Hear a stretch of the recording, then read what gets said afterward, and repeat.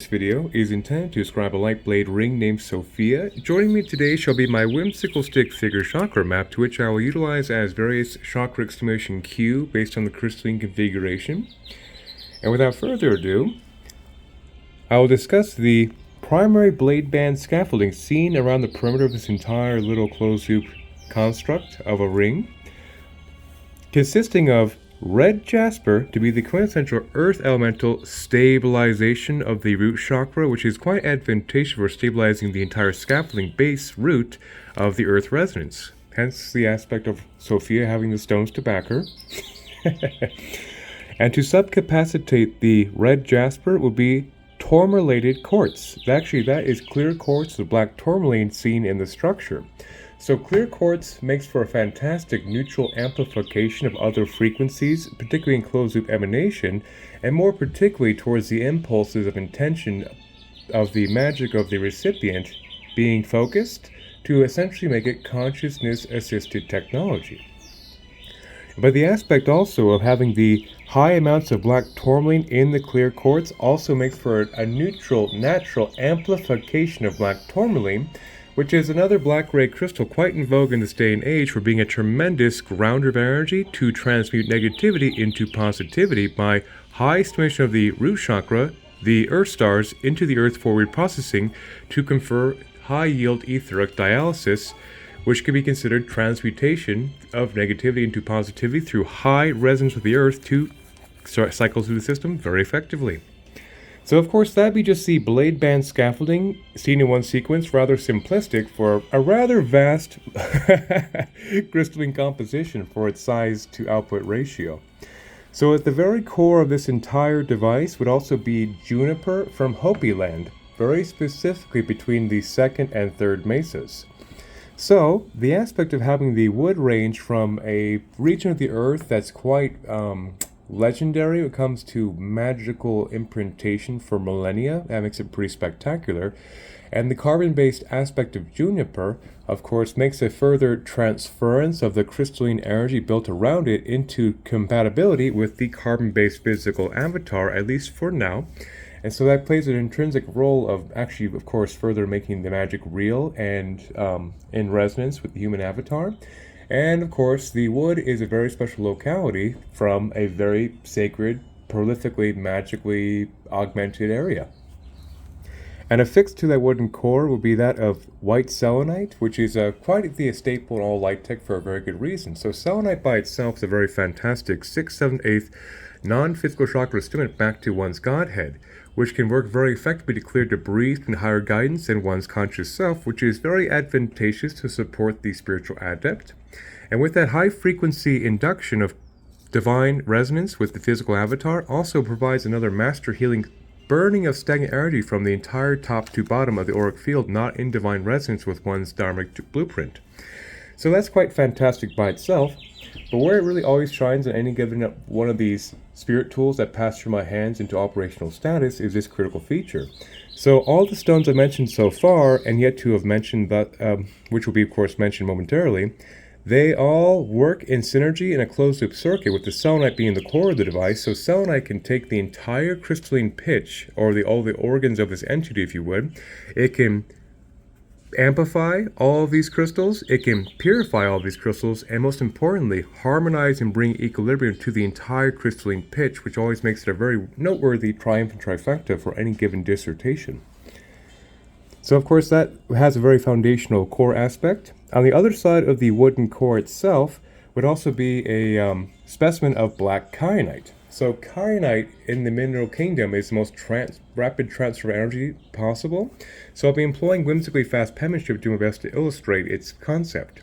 So the black kyanite is a very specific grounder of energy at a very high ratio, virtually unrivaled mineral kingdom, literally at the speed of quantum light actually, to ground through the root chakra into the earth stars at a very high pace ratio, which also serves like a surge protector to ensure the excess energy is getting through the entire nerve ganglia into the earth at a very, very rapid ratio, which, like I mentioned, is like a surge protector to ensure the frequency pitch is grounding to the earth for consistent reprocessing, as well as a way to ensure the magic is real, of any impulses of magic projection go straight into the earth as a filter, if you would. And Of course, it also serves like another layer of etheric Teflon, if you would, to ensure that negative stagnant vibrations are very discouraged to maintain in the field, internally and external bombardments through that high yield reprocessing at a very quick ratio. So it's quite essential. So on the core of the kyanite, the juniper from Hopi Land, and the selenite will be affixed a few critical components of crystalline nature.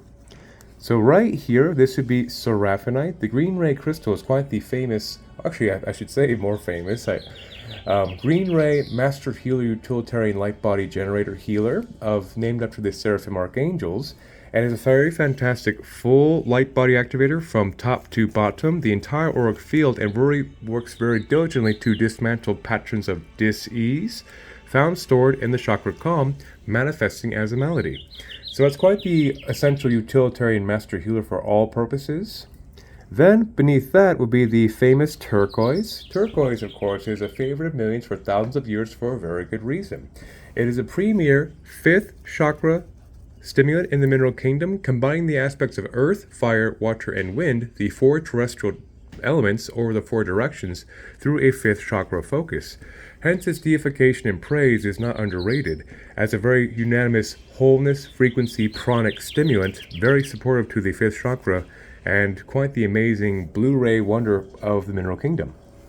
And beneath that core would be a specimen of Himalayan golden azeztulite, which is a very fantastic gold-white light, high heart source attunement frequency from the Himalayas that makes for a very nice divine resonance attunement through the entire structure. But primarily, of course, this is developed for the in-the-body experience, a very stabilized filter, if you would, to, of course, further stabilize and ground this entire high radial divine connection point, and most importantly, make it real. But a little bit of source goes a long way for the aspects of sorcery, I always say. Then, next to the Himalayan azeztulite would be also a specimen of ruby. Ruby is a root chakra famous crystal of unsurpassed power in the mineral kingdom, quite deified in this timeline. I guess millennia of praise would be sufficient to say. With a very strong root chakra grounding stimulation of a titanium-esque corundum-based 9 out of 10 the hardness scale, with the quintessential root chakra stimulation that is very, very effective for generating a very stable foundational scaffolding for the ideal root chakra stimulation. The zest for life, the in-the-body experience, all that jazz. And also, of course, with the high stabilization of the root chakra in tandem, works very effectively for the intensive stimulation with the highly idealized root chakra earth frequency attunement scaffolding. Then over here, concealed under the primary wire that is of brass, copper, and silver spooled together to essentially serve as the main vein of this construct to ensure dynamic continuity transference of this silica radius, would be of a very small neutral clear quartz, most importantly to amplify authentic white diamond seen right there. White diamond, of course, is a very, very famous precious stone for a very good reason. It is 10 out of 10 hardness in the hardness scale of carbon-based compatibility of the white spectrum, which is basically the quintessential vibration of carbon-based invincibility through the entire auric field. Hence is a true precious stone that most mortals, actually I take it back, all mortals have heard of as a true precious stone of noteworthy nature. So that little diamond in there, even a small spectrum of diamond for this closed loop apparatus, goes a very long way to intensify the radiance of sovereign capacity through the high yield focus of the Sophia grounding resonance of the wisdom of the earth. And I do believe that would be it for the crystalline cataloging, as well as it's set on an adjustable silver ring that actually has a dragon, which is a very neat fact for the Draco aspect, in a very beneficent context, that is. So in nearly about 9 minutes of ranting about this crystalline apparatus, it's quite simple in its nature of a design focus to be a very powerful grounding, stabilizing overture to be wielded on the hand to work a bit of like a condenser or diffuser of excess energy to give a stabilized focus to broadcast and encourage the palm chakra's highly illuminated structure into stability.